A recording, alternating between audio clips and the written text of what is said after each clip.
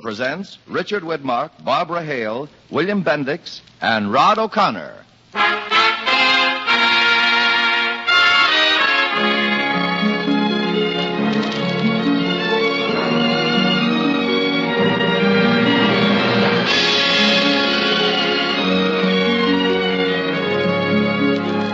From Hollywood, the Mutual Network, in cooperation with Family Theater, presents Barbara Hale, Richard Widmark, and Rod O'Connor in God and a Red Scooter.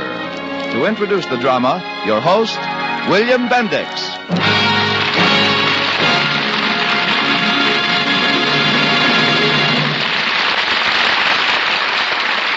Thank you, Tony Locrano. Family Theater's only purpose is to bring to everyone's attention a practice that must become an important part of our lives if we are to win peace for ourselves, peace for our families, and peace for the world. Family Theater urges you to pray. Pray together as a family.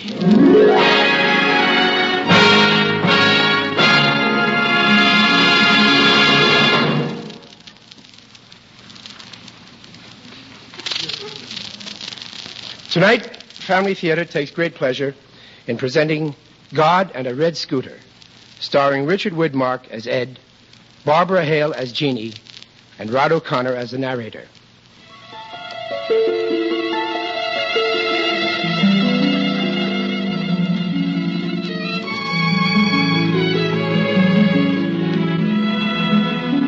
Sleep is beautiful. Sleep is a soft hand smoothing the frowns and frets on the tired faces of men.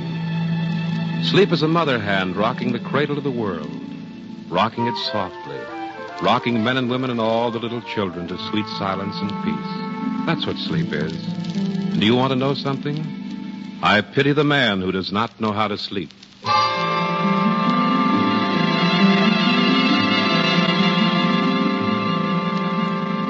Consider little Eddie, 5 years old. I love children like Eddie. Eddie knows how to sleep. Before he went to bed tonight, he was having a talk, all by himself down there in the garden. This is the way he spoke this afternoon as he sat dropping pebbles into a milk bottle. And you know what I said, God? You know what I said to Daddy? I said, God did hear me. That's what I said. And God, remember when I said, please give me a red scooter like Stevie and Tony's got? Remember when I said that? About the scooter? Didn't you hear me, God? Huh? Didn't you? Look, God, I got lots of pebbles. A whole million. See what I mean? See why I love little children like Eddie? He wanted a red scooter. He went to sleep dreaming of a red scooter. And did he get the scooter? Well, I shall have to tell you the whole story. In a manner of speaking, the story begins with grapes. From this hill, you get a pretty good idea how it looks, Jeannie. The vines are beautiful, Ed. Nice and dark green. Yeah. Is that our land all the way at the road? Yep, straight ahead, clean over to Route 99. That's 26 acres of good grapewood, Jeannie. Oh. Don't it make you feel kind of glad just to look at it? Mm-hmm. Makes you almost want to laugh and cry, Ed. Yeah. Standing here like this, looking down on our own land. It's nice to own something. Yeah, it sure is. Costs plenty of jack, too, but it's worth it. When will grapes be growing, Ed? Oh, about 3 years. Takes at least 3 years. Seems so long to wait. I mean, you'd think they'd just pop out. Oh, no, not grapes, Jeannie. You gotta build up grapes. You gotta work a vineyard. Uh-huh. Then after 3 years, you know what it's gonna be like down there? What? They're gonna be out there on the wire trellises, those grapes. They're gonna be hanging thick and heavy near the redwood stakes. When the harvest comes, we're going to be packing in over 200 tons of the best red emperors in California. Gosh, 200 tons from only 26 acres? Yes, sir. Oh, it's almost like a miracle, Ed. Sure. And little Eddie will be 3 years old when we start picking our grapes. Mm-hmm. He'll be walking. Yeah. It takes time for kids and grapes to grow. Yeah.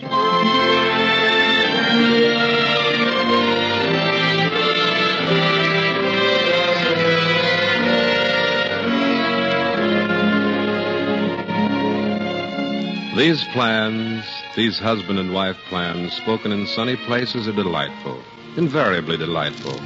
But I must repeat, I pity the man who does not know how to sleep. Just listen to him. Maybe I made a mistake. It's risky business. It's a gamble, putting all your money into grapes. The man is worrying, mind you, at 1 o'clock in the morning. Could be a shrinkage. Could be a bad market, and then... Well, I just can't afford to bump a tough market.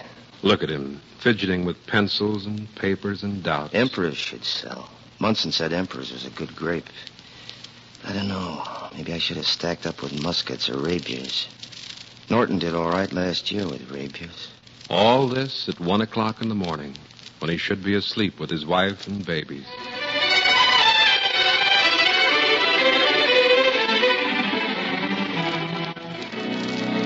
You'd think the gentleman might allow himself the gentle privilege of getting tired. At least by 1 o'clock in the morning, you'd think he might yawn and go to bed. Why doesn't he stop fretting? Why doesn't he relax, the poor fellow? I pity the man who does not know how to sleep. You're not getting enough rest, Ed. Now, don't start fussing again, Gene. Well, you know what the doctor said. All this worrying will only Worrying make happens to be a part of a grape deal. Besides, a fella's got a right to get excited over his first harvest. We're picking in 3 weeks. But you're losing weight. Nah. Oh, golly. Eddie, grapes aren't everything. Not if you're going to keep losing your health and everything. Oh, so that's what's worrying you, huh? Yes. Well, look, Jeannie, I'm trying to figure this thing out.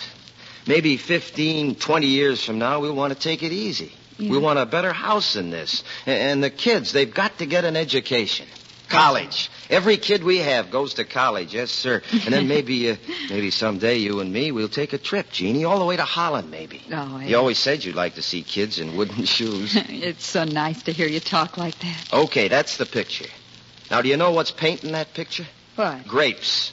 You see those grapes out there? Uh-huh. I put 4 years into them. Every cent we own is in those grapes. And right now, right this minute, I figure we've got over 230 tons on those vines. Oh. Now, if anything goes wrong with those grapes, Jeannie, it's gonna put an awful big dent in things. Nothing's going to go wrong with those grapes, Ed. A lot of things could go wrong with them. The trouble with you, Ed, is you haven't got enough faith in God. Oh, now, don't go into that again. Maybe if you got down on your knees once in a while. Now, listen, instead of- Jeannie, you do the praying and let me look after the grapes, will you?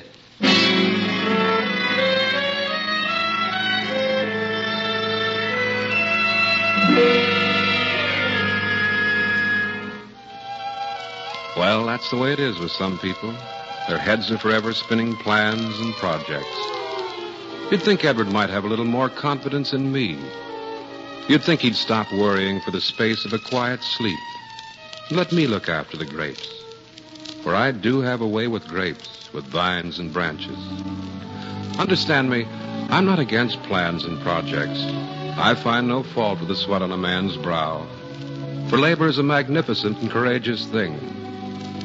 I'm talking rather about something that is more courageous than labor.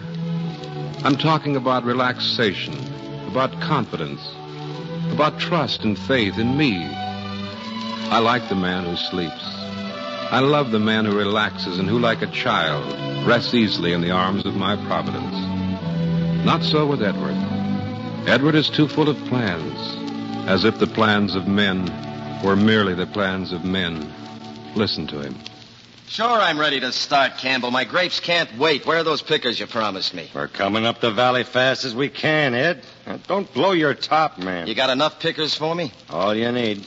Only give me time. Well, how soon do you figure to make it? Well, we'll be cutting your vines by the 17th. I'll guarantee that. Okay. Only make it fast.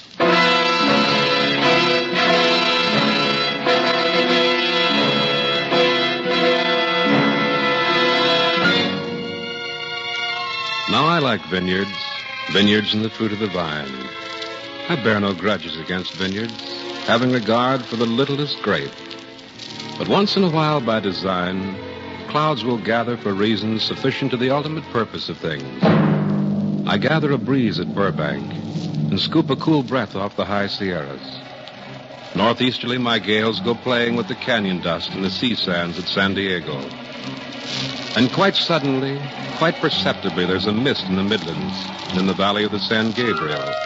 And out around the mountains and down from the mountains, down around the flatlands of San Fernando. Nor is it any surprise that there is mist also in the eyes of a woman in Fresno. It won't rain, Ed. Don't keep staring out that window.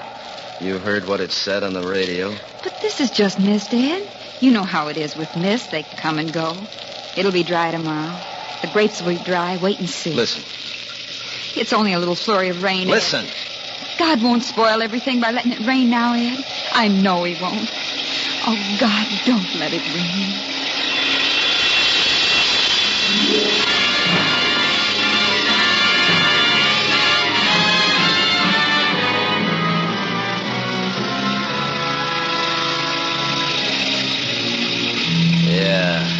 God won't let it rain. Oh, Eddie, don't let it hurt you. 3 days. 3 days to harvest, and look at it. I know. You work for years, you prune, you cultivate, you put every red cent you own into grapes, and what do you get? A washout. A man ain't supposed to cry. Yeah, a man ain't supposed to cry.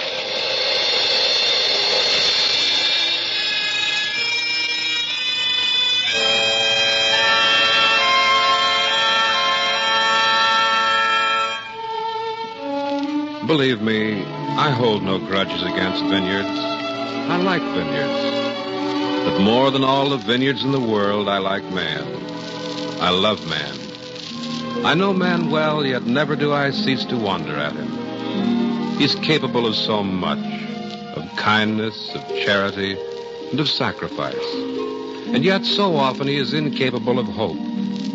All things you can ask of him at times save this, a little faith. A little confidence. It was so with you, Edward. It was so with you those nights. But Tony and Steve's got scooters, Mom. Yes, I know, Eddie, but you don't want a scooter. I want a red one. Well, maybe on your next birthday you'll get one. But Tony and Stevie's got scooters. Now, no baby stuff. You're a big man. You just pray to God, and next year he'll send you a scooter. God, send me a scooter tomorrow like Stevie's got. A red one. I don't want to wait till next year, God. Hurry up and send me a scooter. Did he hear me, Mom? Hello, Ed. Hi. Daddy, did God hear me? What are you talking about, Eddie? I asked God to send me a scooter. Did he hear me on account it's my birthday tomorrow? I wouldn't know, Eddie. I wouldn't know too much about that kind of a scooter. It's a red one. Tired, Ed? Maybe God left it in the yard already. You've been giving him ideas about birthday presents? He's been asking for that scooter for over a year, Ed. You know that. Well, tell him to stop asking. Oh, Ed, you've changed so much lately. Yeah, sure. I know enough now not to go around asking God for scooters. Maybe I should ask him for a rebate on 26 acres of slipskins. Supper's ready. Okay. I saw Campbell today. Oh, did you? Yeah, we're ready to pick in a week. My second harvest. It'll be a good one. Maybe, but I'm not counting any grapes until I get them off the vine. I'm only banking on red emperors, Jeannie, not red scooters.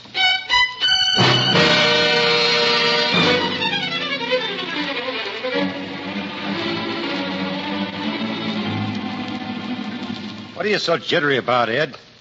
Heck, man, you're going to do all right. You got a nice crop out there. Yeah, I had a nice crop last year, too, Campbell. Forget last year. From the looks of them vines, Ed, I'm guaranteeing you'll be cutting 300 lugs a day.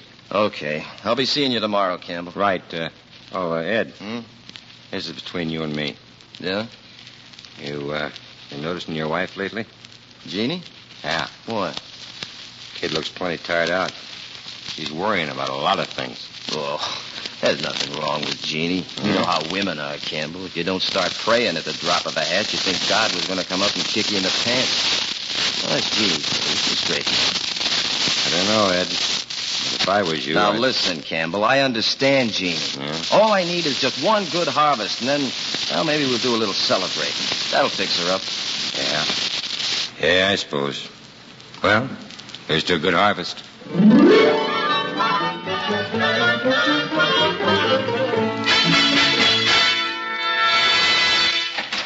Jeannie? Hey, Jeannie, got a surprise for you and the kids. Wonder if she's lying down again. Oh, I knew I'd find you in here, lazy bones. Hey, Jeannie, I want to take you in the... What's the matter? Tired, Ed. You don't look good. Don't look good at all. Well, maybe I better get Doc Hanley for you, huh? Oh, wait a minute, honey. It's funny. Somehow I've always had a feeling I'd be lying here like this, talking like this, telling you sooner or later. What are you talking about, honey? Ed, I'll be leaving you for a while. What?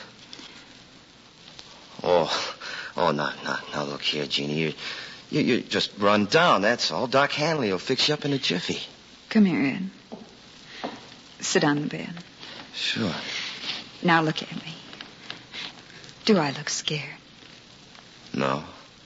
You don't look scared, but you look kind of... All right, now listen to me. The sheets are in the closet downstairs, and the kids' laundry. You better send it out every week. Mrs. Abel... What are you talking about, Jeannie? Ed, you better start praying for me. Jeannie, darling. Don't leave me alone, Eddie. No. Don't ever leave me alone. Don't worry, I won't. Just keep praying for me and... Jeannie, darling. Oh. And Eddie... What? Maybe we'll still take that trip someday, you and me. Oh, sure we will. We'll go first class, huh? We sure will. All the way to Holland to see the tulips and the kids with the wooden shoes.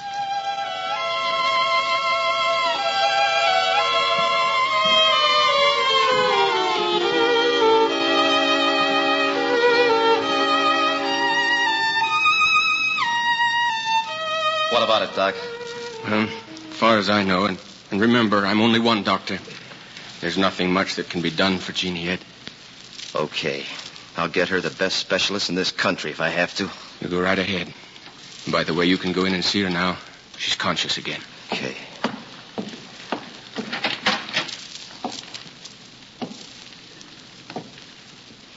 Hello, Jeannie. Hello, Ed. Well, you're looking pretty good, Jeannie. Your face... Oh, you're still beautiful, honey. The kids. How are the kids? Good. Yeah. Listen, Jeannie, I was just talking to Doc Hanley. I know, Ed. It's all right. I'm going to get you the best specialist in the country, honey. Ed. What? I asked you to do something for me once. Remember? Okay, Jeannie. You asked me to pray. Okay, look, I'll get down on my knees right now. Do you really want me to start praying? Not that way, Ed. All right. Now, look, honey, if I have to kidnap a half dozen of the best doctors, I'm going to do it. You're going to get better, you hear me, honey? Mm-hmm. You're going to get better. Yeah. You'll be out of here before you know it.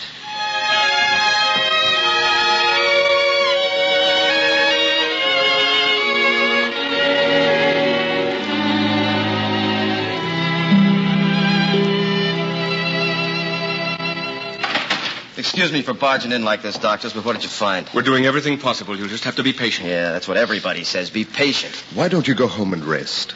Get a little sleep. Sleep? No, not now. I can't sleep now.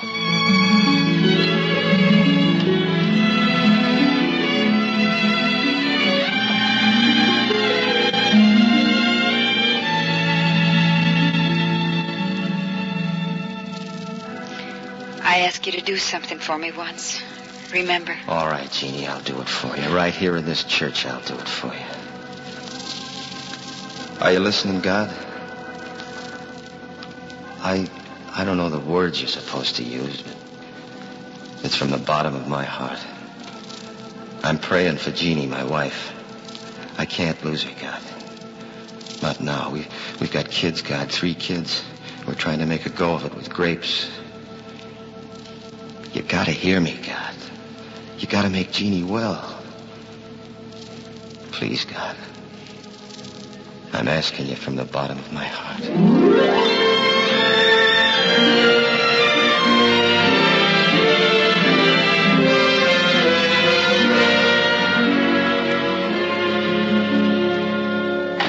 I'm sorry to keep troubling you like this, Doctor, but I had to come over. What's your chances now? Well, I'm sorry.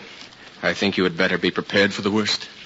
You mean there's no chance, huh? She's getting weaker. I'm sorry. I see. I understand. Okay, Doctor.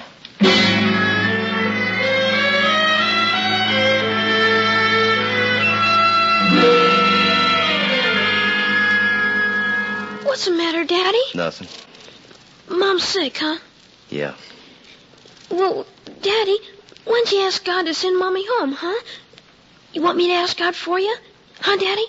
Maybe God's got cotton in his ears, Eddie. Cotton? Yeah. You can't hear so good with cotton in your ears. He can hear me. Is that so? Yep.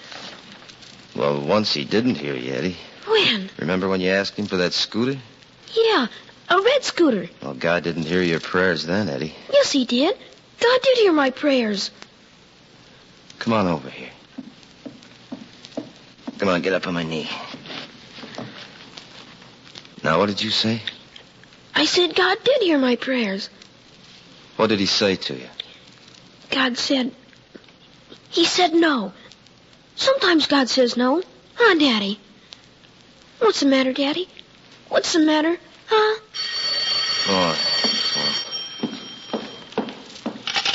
Hello?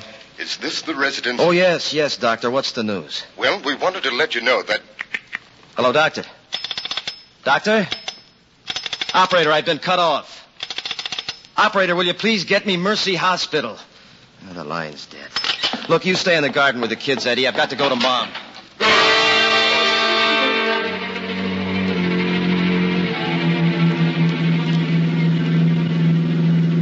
I asked you to do something for me once. Remember? God, I don't know how to pray to you. I tried, Jeannie, so help me, I tried. You can't die, Jeannie. Not alone, not up there in that room all alone. You can't die on me, Jeannie. Sometimes God says no. Huh, Daddy? All right, God, you got me where you want me. Now listen to me. Please, you've got to listen. Sure, I want it, Jeannie. When you love somebody, you don't want to see him die. You want to have them, God. You want to have them close enough to put your arms around. Okay, maybe I did want it. Maybe I did want you to say yes, just like I wanted you to say yes to that first harvest. Sometimes God says no. Huh, Daddy? All right, sometimes you say no, too. If that's the way it's going to be, all right. You're the boss. I'm admitting it. You're the boss. Only please listen to me. I don't want Jeannie to die all alone without me. You hear me, God? I can take it. I can take anything. Only don't let it be all alone for Jeannie. I'm asking you, God. Honest, God. I'm asking you.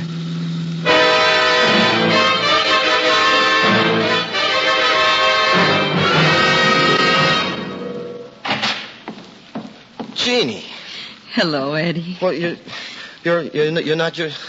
all right. What's the trouble, Ed? You're smiling at me, Jeannie. Uh-huh. And you're looking at me. You're talking to me. I'm really feeling much better today. Come here and put your arms around me. And stop looking like a baby. Oh, darling. Maybe God is saying yes, Jeannie. Maybe he's saying yes.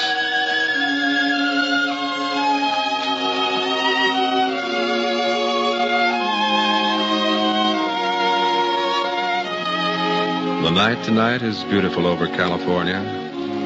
For the first time in a long time, a tired man sleeps. Resting at last in the shadow of my hand, he sleeps. I might have said no. I have said no to some of my loveliest children, my best beloved. But know this always, Edward. There are times when my refusals are necessary to a plan you cannot understand.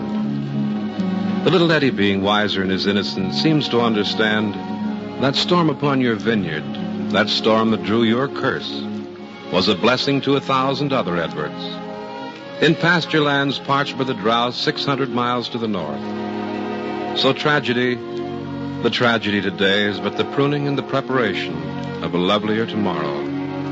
Yes, there are times I have said no, as many fathers have said no to their dearest, their best beloved children. But tonight, Edward, tonight I have said yes.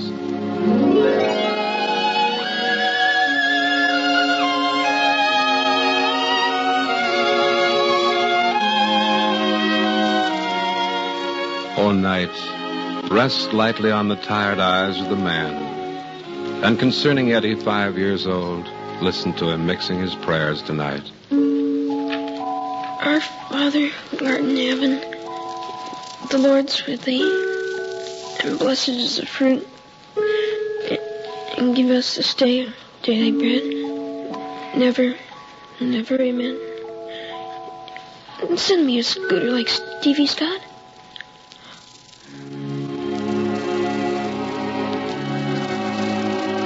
I tell you, I've seen all the beauties of my creation. But there is nothing so beautiful as the small face of a child, the small lips of a child fumbling with a prayer, getting it mixed up, getting it tangled and sweetly muddled with sleep. Listen to him. A red scooter. Oh, God. And all the while, the soft fingers of sleep are smoothing his eyelids, closing them easily. A red scooter. Oh, God. All right, Eddie. It'll be a red scooter. I've willed it, Eddie. A red scooter. Now sleep, Eddie. Sleep.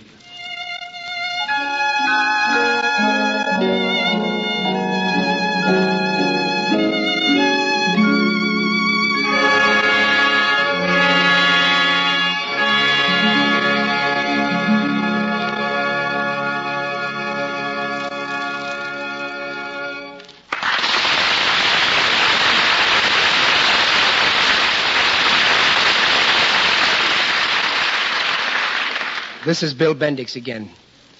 We of Family Theater have been proud to present the story of a man and his newfound faith in God. Now, that may sound strange coming from me. Like the hundreds of guests who have appeared on Family Theater, I spend most of my time trying to make people laugh, trying to make them take their minds off themselves. But that isn't enough to make them happy. Sooner or later, people have to stop laughing and start thinking. They have to put their minds on themselves. They have to reflect. Yes, reflect on how each of us is lost unless we have faith and hope in a God to whom we can bring our troubles and pray for help. That's the reason for Family Theater. Just a weekly reminder that all of us, and especially our families, need God and should pray to Him. If you've been neglecting prayer, why not start today with your family about you in the circle of your home? Find out for yourself that the family that prays together stays together. More things are wrought by prayer than this world dreams of.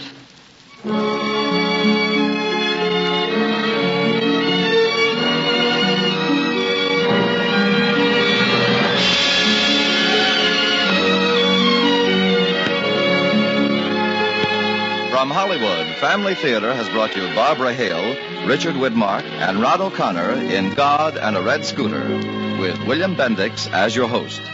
Others in our cast were Michael Chapin, Herb Litton, Michael Hayes, and Stan Waxman. The script was written by Timothy Mulvey, with music composed and conducted by Harry Zimmerman, and was directed for Family Theater by J.F. Mansfield.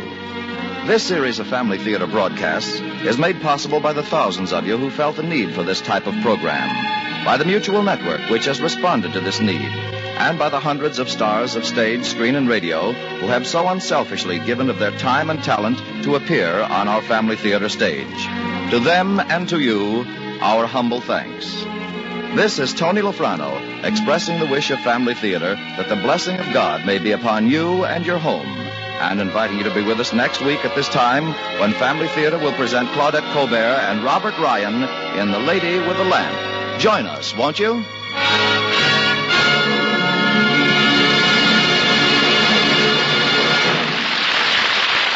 Family Theater is broadcast throughout the world and originates in the Hollywood studios of the world's largest network, the Mutual Broadcasting System.